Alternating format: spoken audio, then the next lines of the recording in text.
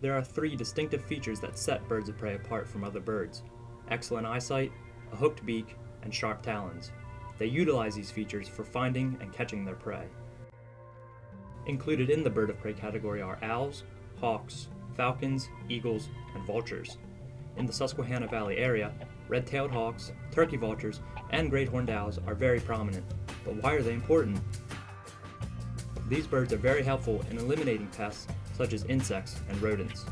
They also contribute in controlling the rabbit and squirrel populations in the area. With varying habitats throughout the Susquehanna Valley, this area has become a prime location for birds of prey. They make use of the abundance of open fields and wooded areas to search out and find their prey. The Susquehanna River also provides a fishing source for birds such as eagles and osprey. Year after year, birds of prey are directly and indirectly impacted by humans. These instances commonly result in injury to the bird, oftentimes being hit by a car along a roadway. But when it seems like there is no hope for an injured bird of prey, Michelle Eaton is there to swoop in to the rescue. It's a job she's been doing since 1988, but her interest in these birds began years before that. Well, I was fascinated with birds of prey, actually introduced to them by a high school advanced biology teacher, but never anticipated working with them. Became involved in actually working with injured birds of prey because of working as a vet tech in a veterinary clinic where I still work. Years down the road then, I did get the permit and became involved in a local group called York Wild Care, which unfortunately to this day no longer exists. The work she does is actually done at her home. There's an isolated room downstairs for intensive care, especially in wintertime when the temperatures are cold. I utilize the garage as an intermediate care area, and then I have 10 flight cages of varying sizes depending on the species. Michelle depends on the public to find these birds and bring them to her. All the vital information can be found on her home answering machine. Hi, you reached the Eatons. We take care of birds of prey only. If you have found one that is truly injured, you may place it in a cardboard box if you can safely do so. Put it in a warm, dark, quiet place until I return your phone call. Leave your name, number after the beep. Please be prepared to transport it at your convenience. She is the only licensed raptor rehabilitator in the Susquehanna Valley. I'm here in York County. There's nobody in Lancaster. There's nobody in Cumberland. There's nobody in Adams. There's nobody in Franklin. So those calls can come to me because I'm it. During the course of a year, she estimated that she probably receives several hundred calls. I would say about 300 calls a year. So, okay, a call or two a day. Most of those calls usually come during the springtime, when the juvenile owls and hawks are leaving the nest. People think they need help, and they don't. It is a lot of work for just one person to do, but that's why she has a few volunteers to help her out. Mark Coker has been helping her out since the early 90s. I first heard of a nonprofit group called York Wild Care that Michelle was one of the permit holders in it. I actually saw an article in a paper and went to one of their fundraisers. Back at that time, there were 3 permit holders in the area, one for mammals, one for songbirds, and Michelle's permit for birds of prey.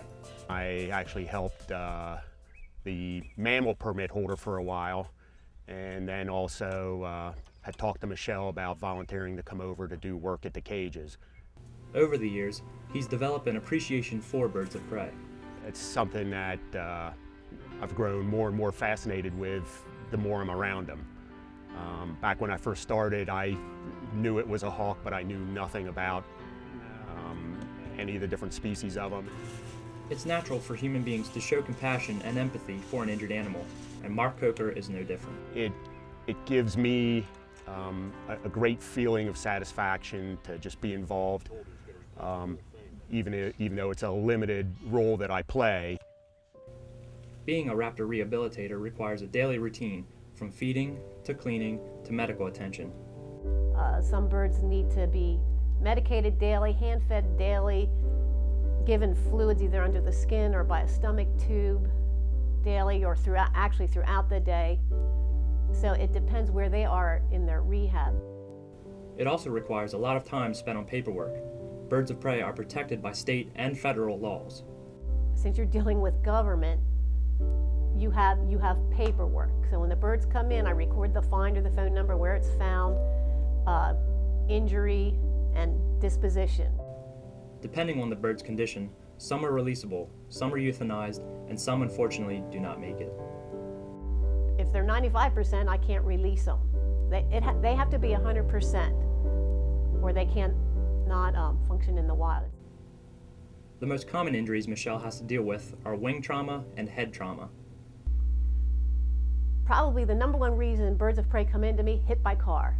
These birds live in an area where there's people, there's roadways, and they utilize roadways basically, or along the roadways, to get their food. If a bird is not releasable and it isn't properly placed, by law, it has to be euthanized. Euthanasia is a harsh reality in the rehab business, and you would be a basket case if you focused on that. I focus on the ones I can help, because I can help 30 to 50% of them get back out to the wild. Under a different set of permits, Michelle has 4 birds she uses for educational programs.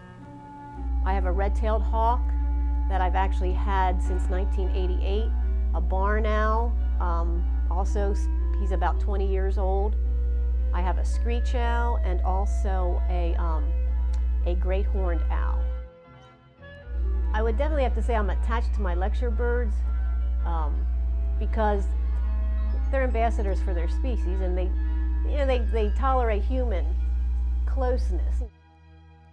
Thermal, the red-tailed lecture bird, he came to me because he was hit by a car, has sustained a wing injury, not, we think, ruptured ligaments. He's not flighted, so we couldn't let him go.